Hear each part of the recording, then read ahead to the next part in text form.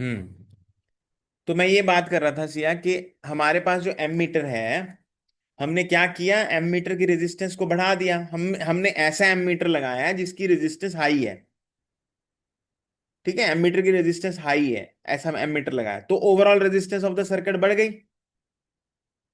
Current कम हो गया circuit में। एमीटर मेजर कर रहा है करंट, लेकिन कम मेजर कर रहा है। तो अब मुझे सही बता कि अगर एमीटर हमने सीरीज में लगाया है तो उसकी रेजिस्टेंस कम होनी चाहिए कि ज्यादा होनी चाहिए? कम होनी चाहिए। कितनी कम? कम क्या होती है? आइडियल आइडियल एमीटर की रेजिस्टेंस क्या होनी चाहिए? कम मतलब नहीं होनी चाहिए, नहीं मतलब इनफाइनाइटली स्मॉल। ठीक है, जैसे मान ले मैं तेरे को कैशियर रख लेता हूं इंस्टीट्यूट में, तो जो पैसे आ रहे हैं तू मेजर कर रही है, पैसे दे रही है, लेकिन थोड़े बहुत पैसे खाई जा रही है बीच में से, तो तू अच्छी कैशियर नहीं है। ये वही काम कर रहा है ना, ये measure, it is a device that is used to measure something. वो मेजर कर रहा है पर अपनी रेजिस्टेंस बीच में लगाने से उसको गड़बड़ हो गई। तो हम ऐसा एमीटर लगाएंगे जिसकी रेजिस्टेंस इनफाइनाइटली स्मॉल होती। अब देख, अब तुम्हारे बारे में बताता हूँ, बच्चों के बारे में बात हो रही है, अब देख ध्यान देना। अब इधर से करंट आ रहा है, ये करंट आ रहा है, ठीक है। अब मैंने ऐसा वोल्ट मीटर लगा दिया सिया जिसकी रेजिस्टेंस बहुत लो है। ठीक है, समझ इस बात को, बहुत लो वाला लगा दिया। अब करंट पता है क्या करता है? करंट की एक प्रॉपर्टी है। अब यहाँ करंट के पास दो रास्ते हैं। कौन कौन से रास्ते हैं? एक तो ये वाला रास्ता ऊपर से जा सकता है और नीचे से, ये दो रास्ते हैं करंट के पास, दो रास्ते हैं ना। अब करंट बच्चों की तरह काम करता है, current follows that path which is easy. ठीक है, याद रखना ये line, current follows that path which is easy. अब यहां तेरे पास रेजिस्टेंस है बेटा, देख नीचे, और ऊपर तूने एक ऐसा मीटर लगा दिया जिसकी रेजिस्टेंस क्या है, बहुत लो है। तो करंट क्या करेगा? करंट की क्या टेंडेंसी है? करंट क्या करेगा? अभी मैं भाई ऊपर से ही निकल जाता हूं। अब तूने वोल्ट मीटर क्यों लगाया था? क्योंकि करंट जब पास होगा नीचे से, रेजिस्टेंस में से, तो वहां वर्क डन जो हो वो इसको मेजर करे। अब करंट क्या कर रहा है? करंट वहां से पास ही नहीं हो रहा नीचे वाली रेजिस्टेंस से, है ना। तो हम क्या चाहेंगे कि volt meter minimum current pass करवाए अपने में से। अगर मान लो इधर से 5 एम्पियर करंट आ रहा है, तो हम ये भी नहीं चाहते कि 4.9 एम्पियर करंट जाए, 0.1 भी नहीं चाहते ऊपर से जाए, हम चाहते हैं 5 जाए पूरा। तो अगर पूरा करंट आपको चाहिए नीचे से, तो वोल्ट मीटर की, आइडियल वोल्ट मीटर की जो रेजिस्टेंस होनी चाहिए वो क्या होनी चाहिए बेटा? Very very very very high, ताकि करंट सोचे ही ना ऊपर से जाऊं मैं, करंट वही रास्ता पकड़े जो वो मतलब मेरे कहने का मतलब ये है कि एमीटर एंड वोल्ट मीटर जब आप सर्किट में लगाते हो तो सर्किट को वो बिल्कुल खराब ना करें। जैसे करंट जा रहा था, जितना करंट जा रहा था, जिस पाथ से करंट जा रहा था, उसी से जाए। तो आपको क्या करना पड़ेगा? आपको ऐसा वोल्ट मीटर लेना पड़ेगा जिसकी रेजिस्टेंस क्या होनी चाहिए? बहुत हाई। बहुत हाई कौन सी होती है सिया? Infinitely large. ठीक है, पॉसिबल नहीं है दोनों ही बनाने। एमीटर जीरो रेजिस्टेंस का पॉसिबल नहीं है, बनाएंगे हम एमीटर आने वाले टाइम में बनाएंगे। और वोल्ट मीटर इन्फानाइट, क्या पता लग गया बात? अब अगर कोई पूछे रेजिस्टेंस ऑफ एमीटर कितनी होनी चाहिए, तो it is zero. Resistance of voltmeter कितनी होनी चाहिए? It should be very very high. Okay, so that the current, ammeter current को कम ना करे, वोल्ट मीटर करंट का पाथ चेंज ना करे। ओके, समझ आ गई बात बिल्कुल। चलो आगे चलते हैं, नेक्स्ट कॉन्सेप्ट आ गया आज का। चलो सारे कॉन्सेप्ट हो गए आज के जितने भी थे, वोल्ट मीटर, एमीटर। अब बात आती है फिर से रेजिस्टेंस की। किसकी बात आती है? रेजिस्टेंस की। क्वेश्चन तो करेंगे हम आगे, पर चलो अभी फॉर द टाइम बिंग हम रेजिस्टेंस की बात करते हैं।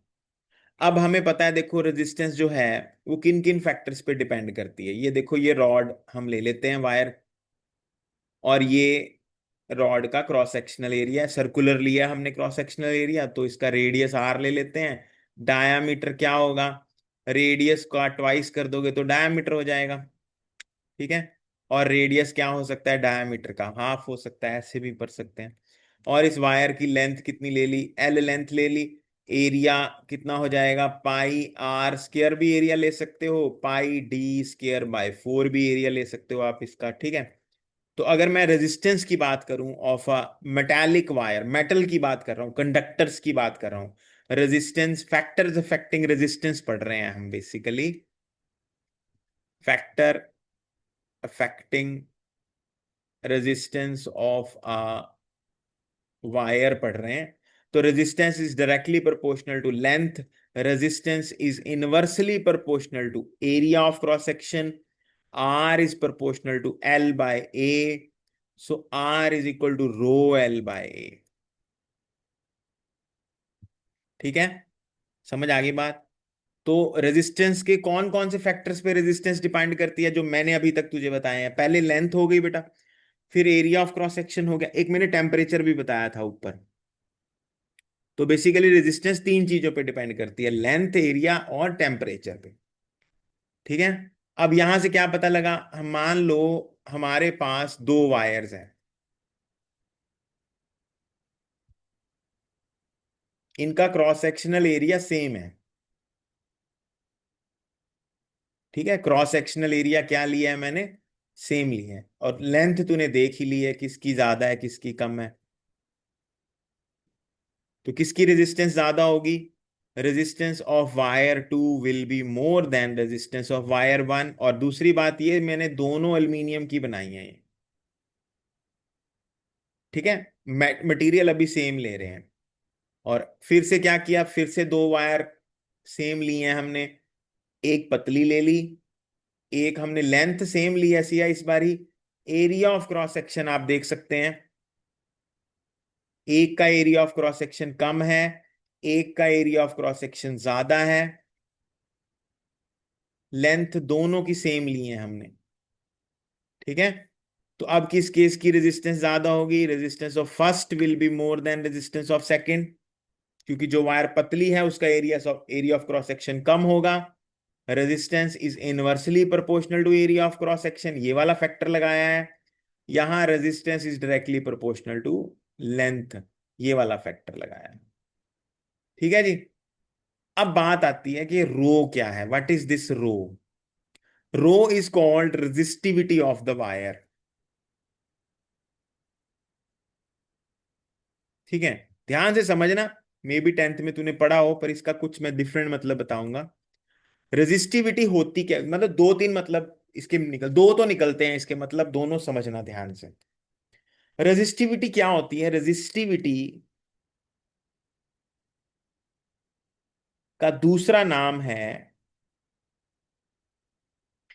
Specific resistance. क्या नाम है दूसरा इसका, स्पेसिफिक रेजिस्टेंस। वाई स्पेसिफिक, देख मान ले मैं तेरे को कहूं एल्यूमिनियम की रेजिस्टिविटी निकालनी है, क्या निकालनी है हमने, किसी भी वायर की रेजिस्टिविटी निकालनी है।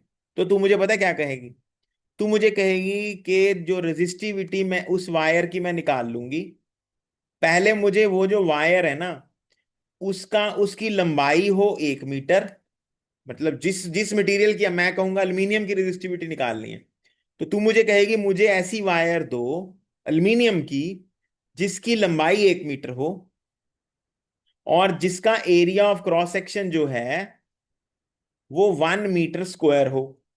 आप मुझे वो वायर दे दो, मैं तेरे को वो वायर दे देता हूं।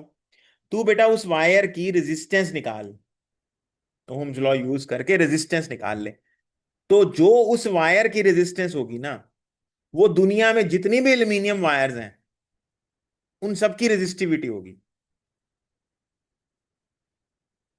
मतलब what is resistivity, basically resistivity is equal to resistance of a wire whose length is 1 meter and area is 1 meter square। या कुछ बच्चे ये भी कह सकते हैं कि सर आपने जो रॉड दी है हमें, उसकी उसका एरिया जो है वो 1 मीटर स्क्वायर है और लंबाई 1 मीटर है, तो वॉल्यूम 1 मीटर क्यूब ही हो गया ना। आप मुझे एक एक बार दे दो जिसका वॉल्यूम है 1 मीटर क्यूब, जो उस बार की रेजिस्टेंस होगी वो दुनिया में उस मटेरियल की कोई भी वायर हो उसकी रेजिस्टिविटी होगी। दैट इज क्योंकि हमने ये लेंथ और एरिया स्पेसिफिक कर दिया, इसलिए इसका नाम क्या बन गया बेटा, इसका नाम स्पेसिफिक रेजिस्टेंस हो गया। ठीक है। अब कई बार टीचर पूछते हैं, देखो बेटा resistivity is equal to RA/L। क्या रेजिस्टिविटी डायरेक्टली प्रोपोर्शनल एरिया है? क्या resistivity inversely proportional to length है? इस फॉर्मूले के मुताबिक बताओ। तो क्या आंसर देगी तू? लग रहा है हाँ बोलने वाली है तू? हाँ नहीं बोलना है। स्पेसिफिक रेजिस्टेंस का इनसे मतलब ही नहीं है कोई। स्पेसिफिक रेजिस्टेंस अलग से कैलकुलेट करने हैं। तुझे कहे अगर इस फॉर्मूले के मुताबिक, सर इस फॉर्मूले के मुताबिक नहीं चलेगा काम, क्योंकि स्पेसिफिक रेजिस्टेंस सिर्फ एक ही फॉर्मूले में काम आता है लगता है, उसमें लेंथ और एरिया हमें 1 1 लेना पड़ेगा, क्योंकि रो बाद में आई है, आर पहले आया है, ऐसे हम बदल नहीं सकते इसको। Why it is specific? Because specific length ली हमने 1 मीटर और स्पेसिफिक एरिया लिया 1 मीटर स्क्वायर। तो रेजिस्टिविटी कौन कौन से फैक्टर पे डिपेंड करती है? देखो बेटा रेजिस्टिविटी दो ही फैक्टर पे डिपेंड करती है।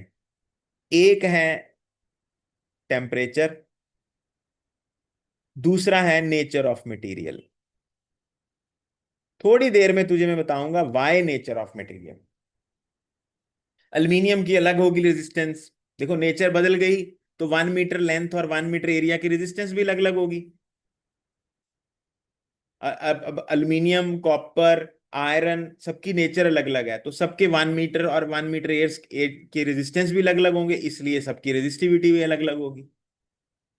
अब मैं अगर तुझे कहूं, जैसे मैं अगर तेरे से बात करूं कि तेरे पास इस तरह से दो रॉड्स हैं, इनका लेंथ भी सेम है, एरिया भी सेम है, सब कुछ सेम है। इसका लेंथ भी सेम है, LL लेंथ है और AA एरिया है, बस एक चक्कर है, ये आयरन है और ये एल्यूमिनियम है। अब क्या रेजिस्टिविटी सेम होगी इनकी? नो। क्या रेजिस्टेंस सेम होगी इनकी? नो। क्योंकि रेजिस्टिविटी बदल गई तो रेजिस्टेंस भी बदल गई। रो डिफरेंट हो जाएगा ना दोनों का, लेंथ और एरिया सेम है बट रो इज डिफरेंट। समझ आ गई बेटा बात? अब तो बुक में से पढ़ के मुझे बताना रेजिस्टिविटी का ग्राफ मेटल्स का और सेमीकंडक्टर्स का, देखना तुझे समझ आता है? ठीक है, थोड़ा सा आगे पढ़ना, कल पढ़ना, अभी पेपर की तैयारी कर बैठ के। आज ज्यादा चीजें हमने मतलब कॉन्सेप्ट बेस्ड ही पढ़ा है सारा, पर ये चीजें छोटी छोटी हैं, गलत हो जाता है इसमें। तो रेजिस्टिविटी की डेफिनेशन अच्छे से याद करनी है। ओके।